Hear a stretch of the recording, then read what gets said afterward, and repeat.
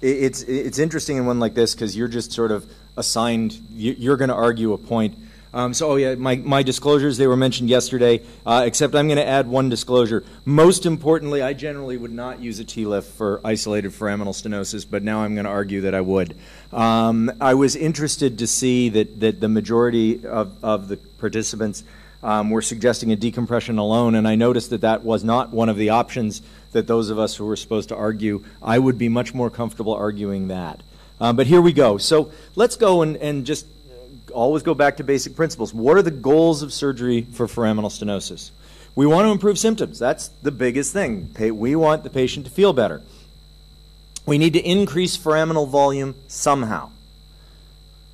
And we need to maintain stability if they have it, or if they're unstable, we need to restore stability. So if they've got a mobile degenerative spondylolisthesis and foraminal stenosis, that mobility is part of the problem. If they're not mobile, stability is not so much of an issue unless you're going to have to remove so much bone that you destabilize them, so you're creating an instability. So do we need to fuse all of these patients? I think it's pretty clear that if the patient has instability, the patients do better. And this is the original Gogawala study from 2004, and the more recent one, the more recent one, 2017, the reason I listed that as a reference is they excluded every patient with dynamic instability from their study comparing decompression alone to decompression and fusion in degenerative spondylolisthesis. So even in the stable patients, they showed better patient-reported outcomes if you did fusion. But that's degenerative spondylolisthesis. So spondies, I think you do need to fuse.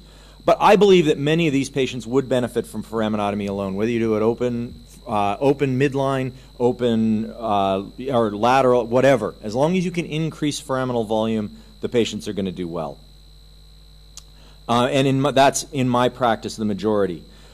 Fusion for me is for patients who with instability or who fail foraminotomy. So I will, L5S1 is where the problem is. It is rare to do a foraminotomy at L4-5 and have them fail. But what happens is L5S1 is they have this entity called up-down stenosis, which essentially as the disc collapses, the intrapedicular distance is just so small, there's no way to adequately decompress that nerve root without either removing a complete facet or somehow restoring foraminal height. So why TLIF then? Well, because we do it all the time. This is an operation that is familiar to all of us. We are doing it routinely. We're comfortable with it. We can do it open. We can do it minimally invasively, and it has very predictably good results. Does TLIF restore intraforaminal volume? Because that's the key. We have to restore intraforaminal volume. If you do an ipsilateral facetectomy, well, on that side you can't really tell. So there have been a couple studies looking at using CT volumetric analysis. Does a TLIF increase the foraminal volume on the contralateral side? Absolutely it does. Two separate studies here showing that. So a TLIF does accomplish the main goal, which is increasing foraminal volume. What are the advantages of TLIF? Again, commonly done, high success rates, no need for an access surgeon, which depending on local culture you might need if you were going to do an ALIF. There's no new equipment needed. You don't have to bring in fancy retractors to do a lateral. This is the stuff you're using every day, and it does restore foraminal volume. So I think that there are some significant advantages to TLIF. I think it's a reasonable thing to do. So are there any comparison studies? If we're going to have an argument, we should use some data. Well, the nice thing is every one of us is going to be able to stand up here and say ours is the best because there's no study comparing the three options that are being debated here today. However, there is a study from 2007. This was a small number, 44 patients, randomized controlled trial comparing decompression alone, posterior instrumented fusion, and TLIF, and they showed absolutely no difference. Now, you can argue that with 44 patients, it's too small a number to show a difference, that there's a beta error there. But this is it. This is the literature. That's the whole comparison for foraminal stenosis that's in the literature.